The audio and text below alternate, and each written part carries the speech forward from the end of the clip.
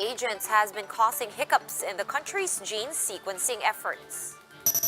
Malacanang says the Philippines will soon catch up with other countries as vaccination is set to begin by mid-February. President Duterte imposes a price ceiling on pork and chicken products across Metro Manila. Fishermen in Masinloc, Zambales are on the fence about returning to the Scarborough shoal amid fears of the new Chinese Coast Guard law. And Malacanang distances itself from the ongoing military coup in Myanmar. But palace spokesman HARRY ROQUE says they are now working to ensure the safety of Filipinos there.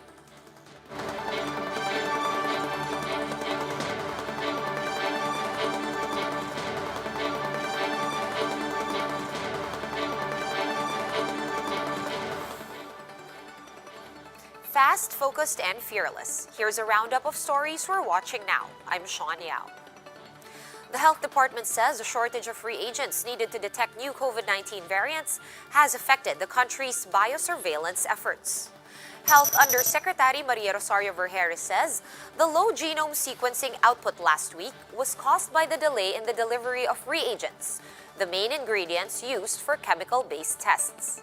The Philippine Genome Center, or PGC, was only able to sequence 48 samples last week, far from its capacity of more than 700. Vergeire says the government will now purchase reagents in bulk from Singapore and US-based suppliers, enough to last for 6 months. The DOH is also in talks with the Budget Department regarding funds for genome sequencing. Nagbigay na kami ng proposal sa Department of Budget and Management, and this included the 1-year supply of reagents, testing kits, and other logistical requirements of the Philippine Genome Center, UPNIH, and RITM, and IATF has the support for this. And Malacanang insists that the Philippines is not lagging behind other countries in vaccine procurement. In today's briefing, Palace spokesman HARRY ROQUE said the Philippines will be receiving 117,000 doses of Pfizer vaccines by mid-February, care of the COVAX facility. A total of 5.6 million jabs from Pfizer and AstraZeneca are expected to arrive in the first quarter of 2021. COVAX is a global initiative that ensures equitable access to COVID-19 vaccines for all countries, regardless of their income level. Hindi po tayo nangungulela. Kung magsisimula po tayo magbakuna ng Pebrero, halos kasabay po natin ang halos lahat na karatig bansa natin. The World Health Organization says it is working non-stop to address gaps in vaccine supply across the globe. WHO European Director Hans Kluge is urging governments and manufacturers to cooperate in the vaccine rollout. He adds that the shortage in jabs will be addressed soon. Delays in vaccine production have stymied mass immunization programs in several countries.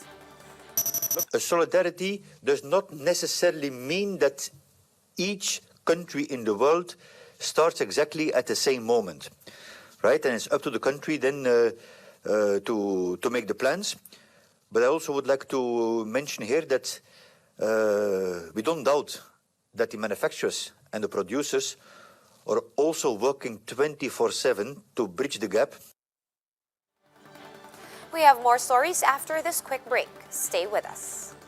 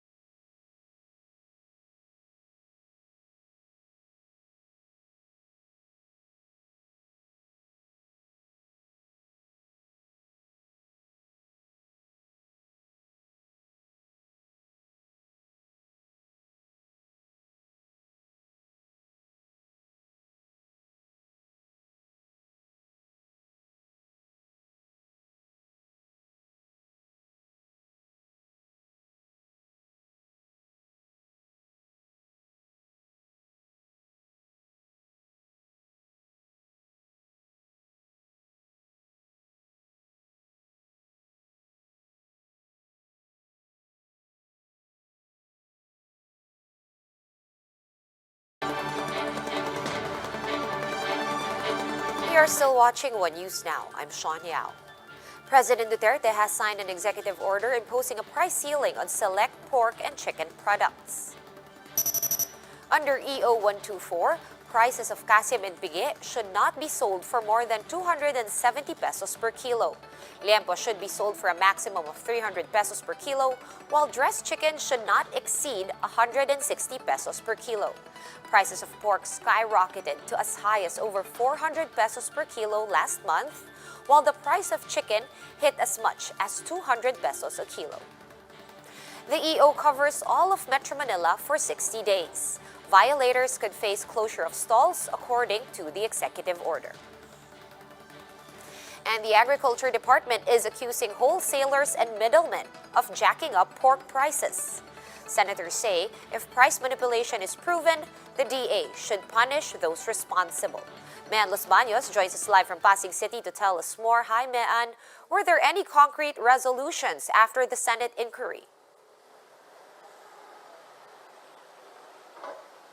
So far, none yet, Sean, because the Senate Committee on Agriculture will still hold another hearing. Anyway, Sean, the Department of Agriculture pinned the blame on the wholesalers when asked by the senators about the high prices of pork. Agriculture Secretary William Dar faced intense grilling from senators who sought an explanation on the alarming rise in the prices of food commodities such as pork and chicken.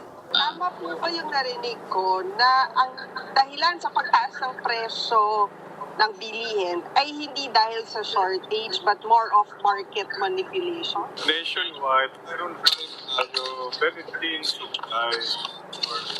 Pero dito sa Metro Manila po, karamihan talaga 12 billion na tayo. So, nagmo-mobilize po tayo galing green zone areas. So, nakita po rin namin na may nagmamanipula. So po yun, wholesalers yung mga biyahero. Dar said the farm gate price of pork ranges from 132 to 200 pesos, but it doubles to about 400 pesos upon reaching the market. He blamed the wholesalers for supposedly raking in too much profit. But hog raisers disputed the farm gate prices cited by the Agriculture Secretary, saying he did not take into account additional production costs such as feeds. Some senators also expressed disbelief that pork farm gate prices, especially amid pandemic and the outbreak of African swine fever, could fall to as low as 132 pesos per kilo. This as production costs is pegged at 180 pesos. Sabi nga ninyo, nagsasamantala itong mga trader, ilang mga trader, hindi naman natin nilalahat. Pero kung yung mga yon, dapat sana nagkaroon na ng suspension, investigation, hearing, pinatawag, para talagang nararamdaman ng industriya na ang Department of Agriculture hindi pwedeng paikutan. Meanwhile, some groups from the hog industry complained that they were not consulted on the price ceiling for food commodities. Malinaw na siya ay naglagay ng presyo, inirekomenda niya kay Presidente, nang walang consultation po sa amin, yun po nakakalungkot. At po na kanyang solusyon para dito sa ating problema ay parusa po sa amin. Yung pong price, yung pong zero tariff.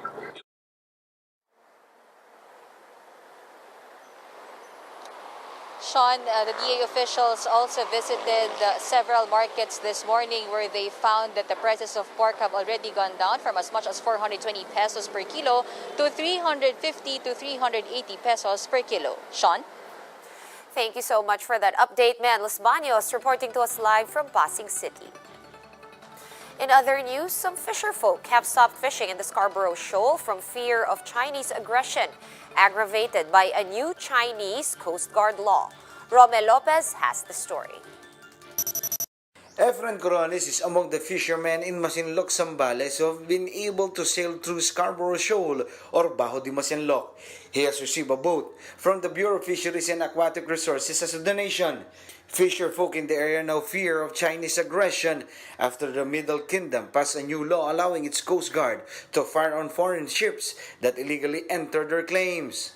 Mas maganda yung Scarborough pag unang kuwan doon maraming isda. Efren says he can't put his guard down this time around, especially as he himself experienced the Beijing's aggression firsthand. Back in 2015, he says the Chinese Coast Guard used water cannons to disperse them from the shoal. Naayaw ko nang magpunta dyan. Armas na yan, mabuti kung tubig lang. Kaya nga.